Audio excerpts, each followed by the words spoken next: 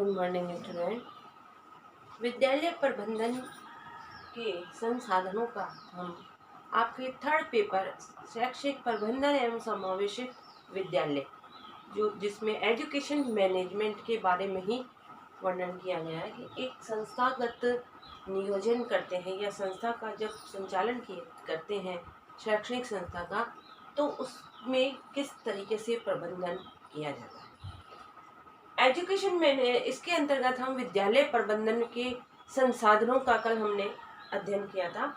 दो प्रकार के संसाधन बताए थे, भौतिक संसाधन और मानवीय संसाधन। उसमें हम मानवीय संसाधन के बारे में चर्चा कर चुके थे कि मानवीय संसाधन के अंतर्गत शिक्षक, छात्र और समुदाय या अभिभावक उसमें आते हैं। ठीक है, अब क्वेश्चन ये है कि मानवीय संसाधन क्या प्रबंधन करने का, मैनेजमेंट करने का एक संस्था के लिए क्यों अनिवार्य है, किस उद्देश्य से वे इसका प्रबंधन करते हैं, क्यों करते हैं, कि ताकि जो है संस्था में जो कार्य है वो सुचारू रूप से हो सके। अब कौन सा कार्य सुचारू रूप से हो जाए कि मानवीय संसाधनों का प्रमुख उद्देश्य विद्यालय से संबंध मानवीय समुदायों का अधिकतम उपयोग लेना, कि जो भी मानवीय समुदाय है, छात्र है, शिक्षक है, अभिभावक है, उन मानवीय समुदायों का जो है, मानवीय समुदाय के सदस्यों का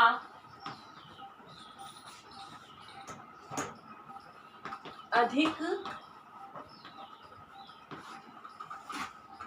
सहयोग लेना, कि जो भी मानवीय संसाधन है जिनकी नियुक्ति हमने कार्य करने के लिए की है, उन मानवीय संसाधनों का अधिक से अधिक उपयोग लेना, उनको काम में लगाना, जिससे हम जिस व्यवस्था को चलाने के लिए जिस संस्था में कार्य कर रहे हैं उस कार्य में सफलता हासिल हो।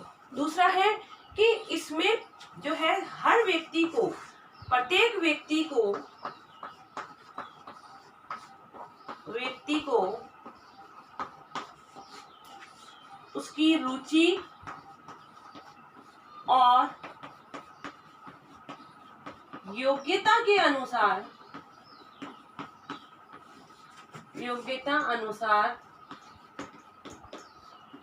कार्य करने के लिए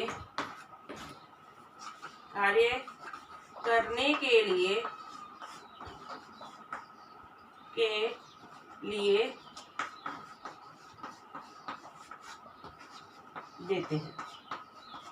इसमें क्या होता है, हर व्यक्ति को उसकी योग्यता, रुचि, क्वालिफिकेशन के आधार पर कार्य प्रदान किया जाता है, जिससे क्या होता है कि हर व्यक्ति उसको एक निष्ठा के साथ, एक रुचि के साथ करने का प्रयास करता है और अधिक से अधिक कार्य का हमारे को क्या है, आउटपुट प्राप्त होता है।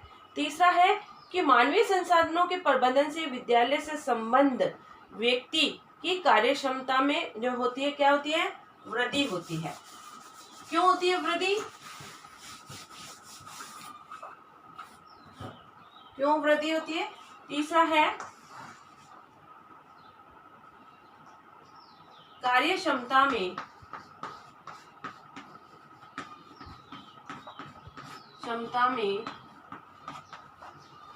वृद्धि होना। क्यों?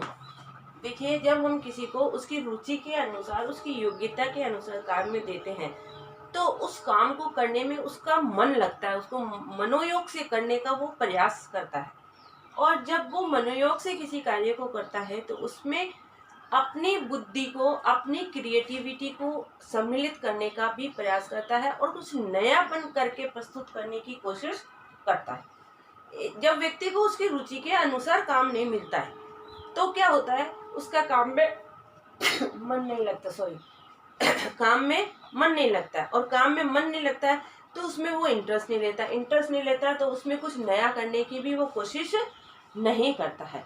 ठीक है, अब चौथा है प्रत्येक व्यक्ति रुचि के अनुसार, चौथा है प्रत्येक व्यक्ति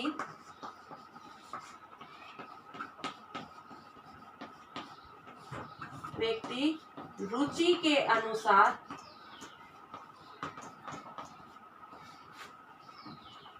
के अनुसार कार्य लेता है।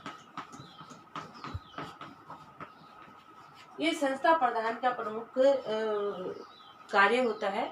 जब वो कार्य का विभाजन करता है किसी कार्य को करने के लिए, तो वो हर व्यक्ति की अब उसके अधीन जो भी कर्मचारी हैं, first grade, second grade, third grade जो भी है, हर व्यक्ति की रुचि और योग्यता को जानकर वो उसको कार्य प्रदान करता है।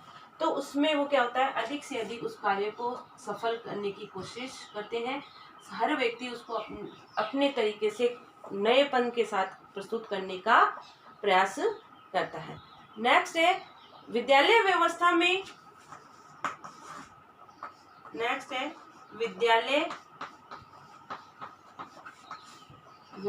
में, सुधार संभव होता है।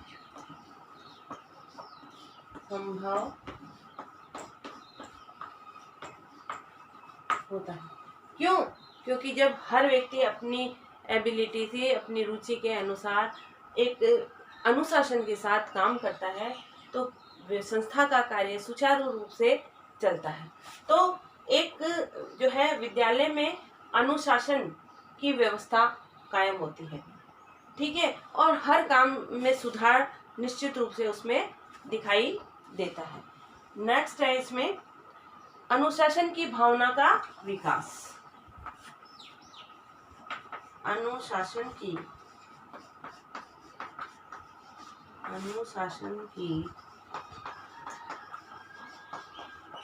भावना का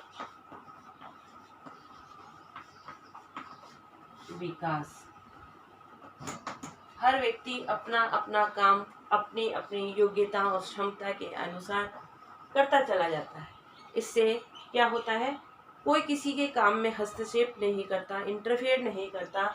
इससे एक शांत वातावरण संस्था का बनता है और एक डिसिप्लिन की जो प्रवृत्ति है, बिना डिसिप्लिन के कोई भी संस्था में काम नहीं है। नियमों का निर्धारण संस्था प्रधान द्वारा या शैक्षिक मैनेजमेंट जो भी करता है उनके द्वारा किया जाता है, और फिर उस कार्य को सही रूप से अनुशासन के साथ संपन्न करवाने का कार्य भी उनके माध्यम से किया जाता है। नेक्स्ट है मानवीय संसाधनों के प्रबंधन से विद्यालय समाज की आकांक्षा के अनुकूल कार्य करता है। समाज की आकांक्षा के अनुसार कार्य संपन्न। समाज द्वारा जो भी निर्धारित मूल्य होते हैं, जो मापदंड निर्धारित किए जाते हैं, उनका जो है उनको निभाते हुए कार्य का संयोजन करना। समाज का विद्यालय से संबंध है, और विद्यालय का समाज से संबंध है, जो हम पूर्व के फर्स्ट यूनिट में हम इसका बारे में चर्चा कर चुके हैं। तो समाज की जो मूल्य है, एक व्यक्ति को जीने के लिए उन्होंने जो मूल्य निर्धारित किए हैं, उन मूल्यों और आकांक्षाओं की पूर्ति के लिए मानवीय संसाधनों का मैनेजमेंट किया जाता है, ठीक है। और लास्ट है शैक्षिक उद्देश्यों की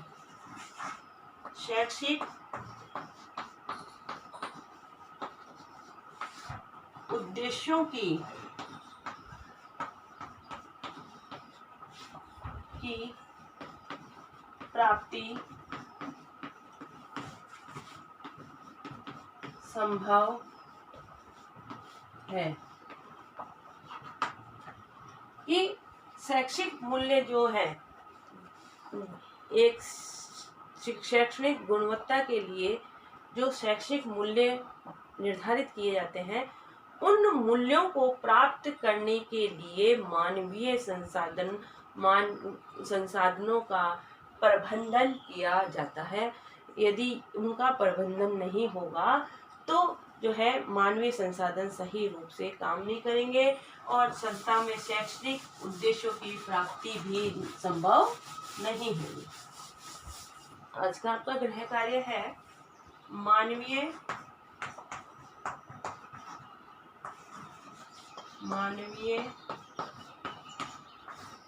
संसाधन के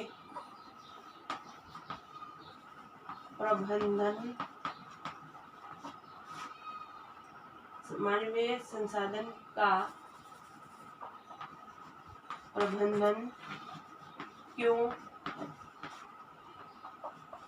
किया जाता है।